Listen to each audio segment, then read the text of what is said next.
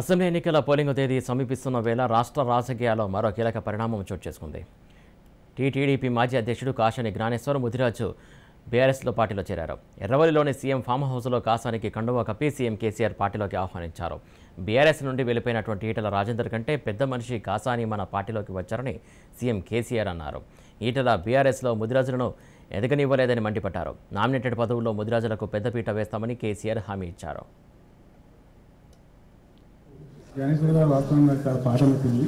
మొన్న ఆయన నేను ఎప్పుడూ రావచ్చు ఉన్నాను మీ దగ్గరికి.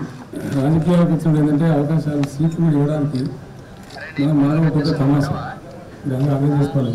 ఏదంటే 119 సీట్లు లెక్క 119, కానీ 7 సీట్లు మనకి మనకు రావు. మీకు తెలుసు 112 లెక్క.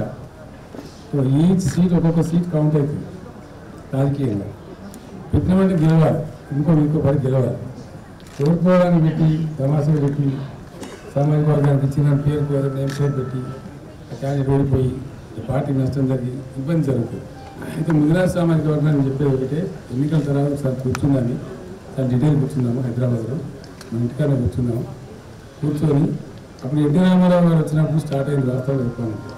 రకరకాల పోయి 33 జిల్లా పరిషత్ చైర్మన్ని, మున్సిపల్ చైర్మన్ని, కార్పొరేషన్ చాలా ఉంటాయి. హైదరాబాద్ మేయర్ ఉంటుంది, కార్పొరేషన్ చైర్మన్, చాలా అవకాశాలు ఉంటాయి. అవకాశాలు ఇవ్వాలని అనుకోవద్దు. మనం ఎక్కడెక్కడ తీవ్రతను ఆలోచన చేసి రాజకీయాలలో పద్ధతిలో ముందే నాయకులను తయారు చేసుకోవాలి.